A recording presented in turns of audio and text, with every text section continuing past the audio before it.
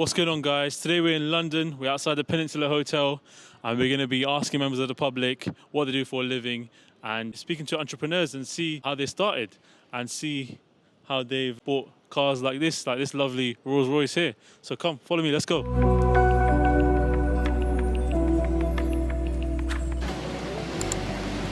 might have a lot to say, but ain't gonna never face you. You gotta learn it. So what do you think is the biggest mistake people make when creating wealth? I think the biggest mistake people make would be not delaying gratification. They make a little bit of money and they instantly think, all right, I've got this money, let me go spend it, I'll reward myself and we'll buy this, we'll buy that, we'll go on this trip. Whereas if you consistently hold that back and save it and invest it, you get the power of compound interest and you can grow it much more in a 10, 20-year space than you could whatever you've made now and just spending it. Okay, so you're a firm believer of delayed gratification? 100%. Okay. In terms of business, what are the three biggest advice you'd give to someone who's starting up?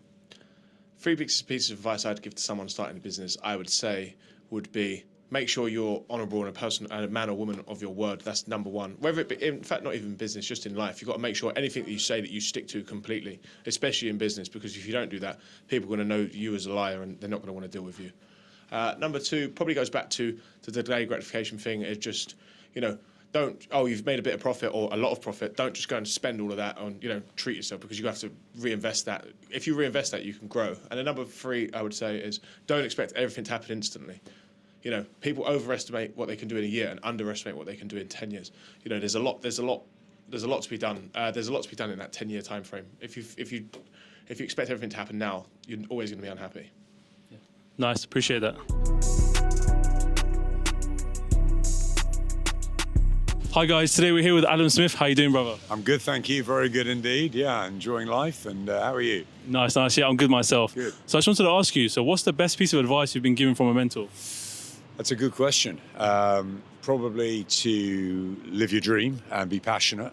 I wanted to be a boxing commentator or a sports commentator since I was a kid. And I think the best bit of advice I got was live what you want to live and be passionate and commit yourself 100% to it and bang the doors down and get what you really want to do. And I've spent my life doing what I wanted to do. So I guess that was the best bit of advice I had. And I'm very grateful to, it was a commentator that gave me that advice, just to say, don't, doors slam in your face, break through them and keep going. Believe in your dreams, believe in your passion. And that's what I tell my kids. I said, live your dreams and do what you want to do in life. Yeah, definitely. And what do you think's what is the most deepest life quote that you've heard? Wow. I don't know. I think I've had loads of different things over the years. I don't know. I just like to keep calm and relax and enjoy every day. I guess one day at a time, maybe. Just take every day at a time and enjoy your life. I fought back from cancer, so for me, I'm just really blessed to be here, and I'm very grateful to wake up in the morning and enjoy the days, really, because we're not here forever. Guys, you can see there's a Rolls Royce Cullinan there. Let's go see what this businessman does. Let's go. Come, I'll show you. Let's see.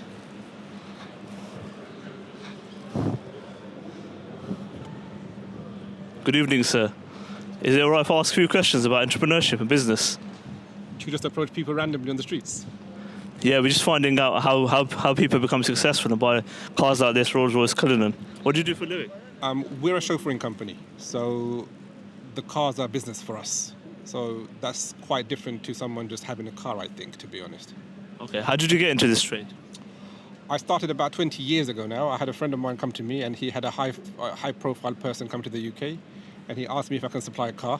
At the time, I didn't have a car, so I went out, hired one to hire to him, and that's how I started. What's your favourite car? My favourite car is the new Rolls Royce Ghost. Okay, nice. Well, what does success mean to you anyway? Success is peace of mind and health, man. I mean, I'm getting quite old now, so I'm in my early 50s, started in my early 30s. So as you get older, you realise how important health is, to be honest. What advice would you have for young entrepreneurs getting into the car chauffeur business? I think for young people generally, I know everyone says work hard, right? But I think that doesn't have any real meaning, because with the hard work, why do you want to work hard? For example, I grew up poor. So when you grow up poor, there's a certain motivation that you have, which a lot of youngsters do not have. So the best advice I would say to you is stay in school, because you do need education. No matter what you hear on the internet, you need education. That's a good basis for success. From that, do not borrow more than you can afford. So if, for example, you're hiring a car or you're buying a car, let's say, if you can't afford the repayments, don't buy it. All right, thank you for your advice, and appreciate your time. As you can see, the man with the Rolls-Royce Cullinan in Mayfair, the best chauffeur company in the UK. What's the name anyway? We are OH Cars UK. You can look us up on Instagram. We have a decent selection of cars. You heard that right there. Take care, guys. Bye.